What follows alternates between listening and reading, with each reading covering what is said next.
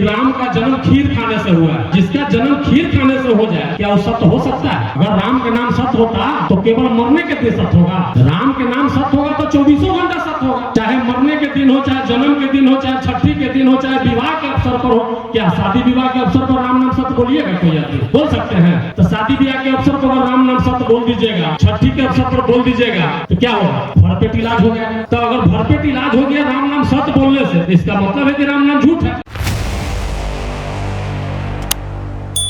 साथियों,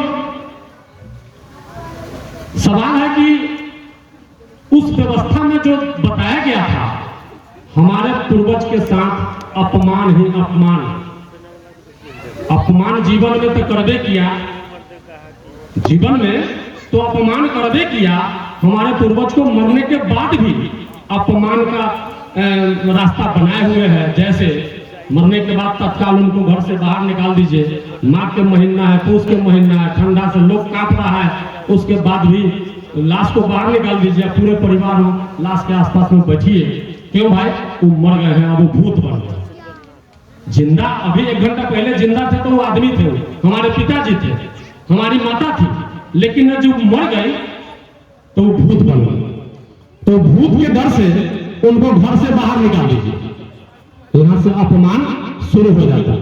जब हम लोग पूर्व में ले जाते थे अपने मृतक को, तो क्या बोलने के लिए बताया गया था? राम नाम सत्य है। जबकि राम नाम सत्य नहीं है। अगर सत्य होता, अगर राम के नाम सत्य होता तो केवल मरने के दिन सत्य होगा। राम के नाम सत्य होगा तो 24 घंटा सत्य होगा। चाहे मरने के दिन हो, चाहे जन्म के दिन हो, चाहे छठी के दिन हो, चाहे विवाह के अवसर पर हो। क्या शादी विवाह के अवसर पर राम नाम सत्य बोलिएगा? कोई आदमी बोल सकते हैं? तो शादी विवाह के अवसर पर राम नाम सत्य बोल दीजिएगा, छठी के अवसर पर बोल दीजिएगा, तो क्या होगा? भरपेट इलाज हो गया। तो अगर भरपेट इलाज हो गया राम नाम सत्य बोलने से, इसका मतलब है कि राम नाम झूठ है। इसलिए राम नाम सत्य नहीं है। और उन्हीं के धार्मिक ग्रंथ में लिखा गया है कि राम का जन्म खीर खाने से हुआ है। जो रामायण पढ़ने वाले लोग हैं उनको पता है कि राम का जन्म खीर खाने से हुआ है। तो जो जिसका जन्म खीर खाने से हो जाए क्या वो सत्य हो सकता है? इसलिए राम नाम सत्य बोलवाता है। वहां जाने के बाद फिर डोम से आग दिवाता है। डोम से आग दिवाने के बाद फिर कहने कि जितना जो परंपरा जो थोप दिया गया है हमारे पूर्वज के साथ, अपमान ही अपमान। और जो भी विधि करवाएगा बायां हाथ से करवाएगा। देखते होइएगा, जो भी विधि करवाता है बायां हाथ से करवाता है। क्या आपके माता पिता जीवन में बायां हाथ से भोजन किए हैं? याद है किसी आदमी को? तो जो जीवन में जो बायां हाथ से भोजन नहीं किए, अब मरने के बाद उनको बायां हाथ से सारा विधि करवाता है, क्या हुआ? इसी को कहते हैं अपमान। इसी को कहते हैं अपमान। तो हमारे पूर्वज को अपमान का रास्ता बता दिया और हमारे लोग जानकारी के अभाव में धोते आ रहे हैं। आज जब हम लोग को पता चला तो हम लोग क्या किए? अपने पूर्वज को सम्मान करना शुरू किए। कैसे? तो आप ये देख रहे हैं सम्मान, ये साधारण बात नहीं है। ये ठगवा गंग आपके पूर्वज को कभी फूल चढ़ाने के लिए नहीं कहेगा। कहा है कभी? कभी भी आपके पूर्वज के तस्वीर पर नहीं कहा होगा कि आप अपने पूर्वज के तस्वीर पर फूल चढ़ाइए। क्यों? क्योंकि फूल चढ़ाना एक सम्मान है और सम्मान देना उन्होंने जाना ही नहीं, तो हमको कैसे बताया? तो हम लोग क्या किए? अपने पूर्वज को सम्मान किए। और इसी सम्मान के तहत जितने भी लोग हमारे जो आए हैं, बहुत दूर दूर से चल के आए हैं, कम से कम इस मंच पर आकर के आपके बीच में आके आपके पूर्वज को तस्वीर पर फूल चढ़ाते हैं। यही सबसे बड़ा सम्मान है और इसी को श्रद्धांजलि कहते हैं। हम लोग रास्ते में राम नाम सत्य नहीं बोलते हैं, जीवन मरण सत्य बोलते हैं। और यही सत्य है, जो जीवन में आया है उसको मरना सत्य है। ये अकाट सत्य है, इसको कोई नहीं काट सकता है। हम लोग बोलते हैं जीवन मरण सत्य है। और घाट पर जाने के बाद, घाट पर जब स्मशान घाट ले जाते हैं तो क्या करते हैं? हम लोग वहां डोम से आग नहीं लेते। डोम से आग लेने का ये पुरानी परंपरा जो है, इसको हम लोग छोड़ दिए हैं। क्यों?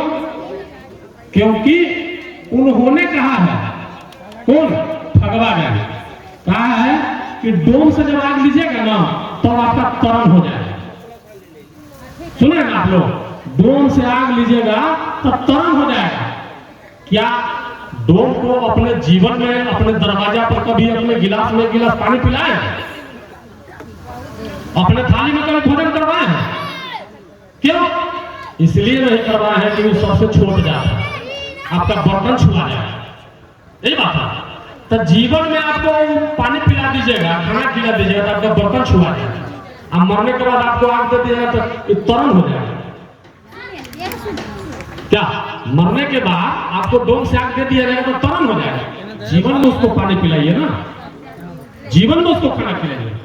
इसलिए हम लोग डोम से आग नहीं लेते हैं। कि हम लोग जो करते हैं, पहले से बताया गया है कि बड़का बेटा बाप की आग देगा और छोटका बेटा माए के, और बीच में जो दो है वो क्या करेगा? अगर 4 भाई है, 5 भाई है, 3 भाई है, 6 भाई है, अब बड़का छोटका के तो हिस्सा मिल गया आग देने में, और बीच में जो 2-3 गो है वो क्या करेगा?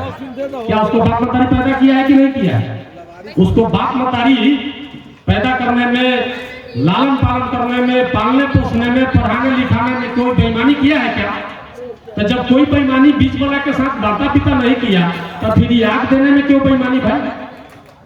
क्या वो 3 गो जो आया है, 4 गो जो आया है, वो कहीं नदी में बह के आया है कि कहीं आसमान से टपक गया है? वो भी माता पिता के कोख से पैदा लिया है, उसको भी माता पिता उतना ही प्यार से पाला है जितना बड़ा और छोटा के पाला है। इसलिए आग देने का अधिकार जितना बेटा है, जितना बेटी है, सबको मिलना चाहिए। हम लोग सब भाई मिल के, अपने माता जी को मैंने आग दिया हूँ और 3 भाई है, हम तीनों भाई मिल के आग दिए हैं और मुंह में आग नहीं देते हम लोग अपने माता को, अपने पिता को मुंह में आग नहीं देते हैं। हम लोग चिता आग नहीं देते हैं, चिता में नीचे की तरफ से हम लोग आग देते हैं, मुंह में आग नहीं देते हैं। इसलिए कि मुंह झोंकाना उन बदमाशों का परंपरा है, हमारी परंपरा नहीं है। इसलिए हम लोग मुंह में आग नहीं देते हैं। और वहां से आने के